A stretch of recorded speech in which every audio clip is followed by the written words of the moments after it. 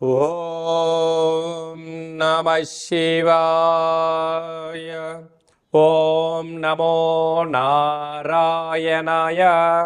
నరదృష్టి నివారణ కాళభైరవాయ నమో నమః. ఓం గణానాం త్వా గణపతిగుం అవామహే కవిం కవీనాముపవస్రవస్తవం జ్యేష్ఠరాజం బ్రహ్మణస్వత ఆన శృణ్వన్నోతిభిస్సేదసాదనగుం శ్రీ మహాగణాధిపతయే నమః. హరి ఓం. మా ఛానల్కి స్వాగతం.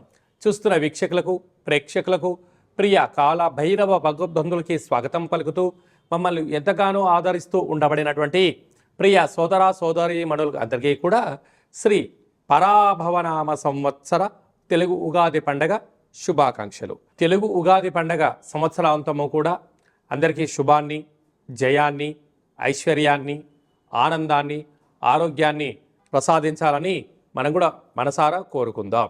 16/3/2026 నుండి 31/3/2026 వరకు పుట్టినటువంటి వారందరూ కూడా ముందస్తుగా జన్మదిన శుభాకాంక్షలు. గతంలో వివాహం చేసుకున్న వారికి వివాహ వార్షికోత్సవ శుభాకాంక్షలు. ద్వాదశ రాశుల్లో గ్రహ గమనాలు వీక్షింపచేద్దాం. మిథున రాశిలో దేవగురు బృహస్పతి సంచార స్థితి, సింహరాశిలో కేతు సంచార స్థితి, కుంభరాశిలో కుజ బుధ రాహు సంచార స్థితి, మీనరాశిలో ఏడాది తర్వాత రవి భగవానుడు శని భగవానుడితో కలిపి శుక్ర సంచార స్థితితో ద్వాదశ రాశుల్లో గ్రహ గమనాలు ఈ విధంగా ఉన్నాయి. కుంభరాశి వారికి రాశిలోనే త్రిగ్రహ సంచార స్థితి, ధనవాకు కుటుంబ స్థానంలో ఏడాది తర్వాత రవి భగవానుడు శని భగవానుడితో సంచారం చేయడము, ఒకవైపు ఏళ్లనాటి శని చివరార్ధ సంచార స్థితి ఉన్నప్పుడు దోషాన్ని ఎలా తొలగించుకొని ఐశ్వర్యాన్ని ఎలా పొందాలో ఈ వీడియోలో సవివరంగా సంపూర్ణంగా తెలుసుకుందాం. కుంభరాశిలో ఏ నక్షత్రాలు వస్తాయనగా ధనిష్ఠా నక్షత్రంలోని 3వ పాదం, 4వ పాదం, శతభిష నక్షత్రంలోని 4 పాదాలు, పూర్వాభాద్ర నక్షత్రంలోని 1, 2, 3 పాదములు కలిపితే కుంభరాశి. రాశాధిపతి శని భగవానుడు. రాశిలోనే రుణరోగ శత్రుకారకుడు కుజుడు సంచారం చేయడము, ఒకవైపు కుజదోషం. బుద్ధికారకుడు వాస్తు నరదోషకారకుడు ఉండడం, కొద్దిపాటి అప్పులు పుచ్చుకునే వ్యవహారంలో చాలా జాగ్రత్తగా ఉండాలని చెప్పి జ్యోతిర్విజ్ఞానం తెలియజేస్తుంది. ఏడాది తర్వాత మీనరాశిలో ఆత్మకారకుడు రవి, కళత్రతకారకుడు శుక్రుడు, ఆయుకారకుడు శని భగవానుడితో కలిపి ధన స్థితిలో సంచార స్థితిలో ఉన్నప్పుడు అప్పులు ఇచ్చి పుచ్చుకోవడానికి చాలా జాగ్రత్తగా ఉండాలి. కనుక సంవత్సరంలో చివరి ఆదివారము, మంగళవారము, శనివారము, సంవత్సర ప్రారంభకాల సమయంలో ఆదివారము, మంగళవారం, శనివారము దూరావాయు జల ప్రయాణాలు పెట్టుకోకపోవడం ఉత్తమోత్తమం. అలాగే అమావాస్య తిథి అందున, అష్టమి తిథి అందున దేవతారాధన తప్పనిసరి. తప్పక కాళభైరవ స్వామి యొక్క స్మరణ, కూష్మాండ దీపం అవసరం. అలాగే ప్రతిరోజు సూర్యారాధన, సూర్య నమస్కారాలు, గోమాతకు ఆహారాన్ని ఏర్పాటు చేయగలిగినట్లయితే సకల దోషం తొలగి ఐశ్వర్యం కలుగుతుందని చెప్పి కూడా గమనించాలి. అలాగనే పంచమ స్థానంలో దేవగురు బృహస్పతి సంచారం చేయడం వల్ల నూతనంగా వివాహం అయిన వారికి పుత్రికా సంతానము, పిల్లల యొక్క చదువులు, అభివృద్ధి, వివాహము, విదేశానము, వారికి సంబంధించిన ఏర్పాట్లు చేయాలని మీ కోరిక కూడా నెరవేరబోతుంది. సప్తమ స్థానంలో కేతు సంచార స్థితి ఉన్నప్పుడు సకలమైనటువంటి విద్యలో, ఉద్యోగంలో మార్పులు, గృహ మార్పు, స్థల మార్పు ఉండే పరిస్థితి ఉంటుంది. ప్రేమికులు చాలా జాగ్రత్తగా ఉండాలి. భార్యాభర్తల మధ్య అన్యోన్యత అవసరం. ఏదైనా పనులు చేసేటప్పుడు 1-4 సార్లు ఆలోచించి చేయాలని చెప్పి జ్యోతిర్విజ్ఞానం కూడా తెలియజేస్తుంది. అలాగా నూనెల వ్యాపారాలు, హోటల్ వ్యాపారస్తులు, నీటి వ్యాపారస్తులు, రియల్ ఎస్టేట్ వ్యాపారస్తులు, అలాగనే మార్కెటింగ్ రంగంలో ఉండబడిన వారు, ఎక్స్పోర్ట్స్ ఇంపోర్ట్ చేసే బిజినెస్ చేసేవారు ఓర్పు, నేర్పు, సహనం, సత్ప్రవర్తన, ధర్మ మార్గమే మీకు శ్రీరామ రక్ష అని చెప్పి గమనించి తీరాలి.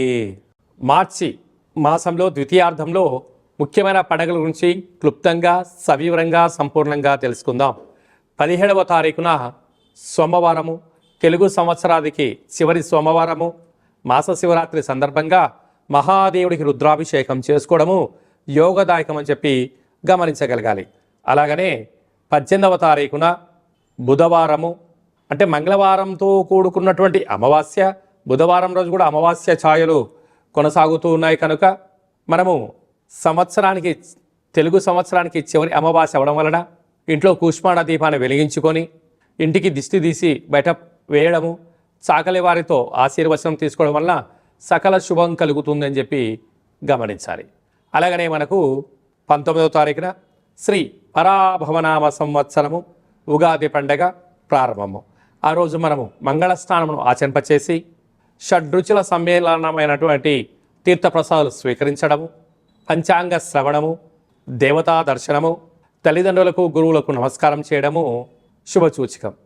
అలాగనే మనకు 27వ తారీఖున శ్రీరామనవమి అనగానే రాముడి కళ్యాణంలో పాల్గొనడం వలన సకల శుభాలు ఐశ్వర్యం కలుగుతాయని చెప్పి గమనించాలి. అలాగనే మీ వ్యక్తిగత జాతకం తెలుసుకోవాలనుకుంటున్నారా? మీరు మీ యొక్క పేరు, పుట్టినటువంటి తేదీ, నెల, సంవత్సరం, పుట్టినటువంటి సమయం రాసి వాట్సాప్లో పంపించగలిగినట్లయితే 100 సంవత్సరముల జాతకాన్ని రాసి పంపించి మీరు పుట్టినప్పుడు గ్రహ గమనాలు ఎలా ఉన్నాయి, ప్రస్తుతం ఎలా ఉంటున్నాయి, రాబోయే కాలం ఎలా ఉండబోతున్నాయో సవివరంగా సంపూర్ణంగా తెలియజేయడం జరుగుతుంది. చాలామందికి పుట్టినటువంటి కాల సమయంలో డేటా ఆఫ్ బర్త్లు లేనటువంటి వారికి మీ పేరు యొక్క మొదటి అక్షరాన్ని అనుసరిస్తూ రాశిని తెలియజేస్తూ రాశి యొక్క స్థితిగతులను మనం తెలుసుకుంటూ, అలాగనే రమణ శాస్త్రం ద్వారా అనగా గవళ ద్వారా కాళభైరవ ఉపాసన చేత భూత, భవిష్యత్, వర్తమానాన్ని తెలియజేయడం జరుగుతుంది. కనుక ఈ కింది నెంబర్ సంప్రదించి అపాయింట్మెంట్ తీసుకొని సంప్రదించగలరు. అందరికీ ఈ తెలుగు సంవత్సర ప్రారంభ కాల సమయంలో అందరికీ ఆయురారోగ్యాలు ప్రసాదించాలని శ్రీ రామచంద్ర స్వామి వారి యొక్క కళ్యాణ మహోత్సవ ఆశీస్సులను కోరుకుంటూ ఆశీర్వచనం. ఓం దాశరథాయ విద్మహే సీతావల్లభాయ ధీమహి తన్నో శ్రీరామచంద్ర ప్రచోదయాతు. హరి ఓం. శతమానం భవతి శతాయు పురుష సతేంద్రియ ఆయుష్యేవేంద్రియే ప్రతిష్టతి. ధనం ధాన్యం బహుపుత్రలాభం శత సంవత్సరం దీర్ఘమాయు. శ్రీ పరాభవనామ సంవత్సరాంతం ఆయురారోగ్యం ఐశ్వర్యం అనుగ్రహం ప్రసాద సిద్ధిరస్తు తదాస్తు. ఈ వీడియో మీకు నచ్చినట్టయితే లైక్ చేయండి, షేర్ చేయండి. మా ఛానల్ యొక్క ఆధ్యాత్మిక వీడియోలు అందరికన్నా ముందుగా మీరు చూడాలన్నట్టయితే గంట సింబల్ ప్రెస్ చేసి ఈ యొక్క భక్తి సమాచారాన్ని భగవద్బంధులకు, మిత్రులకు, స్నేహితులకు చేరవేసి హిందూ ధర్మాన్ని కాపాడండి.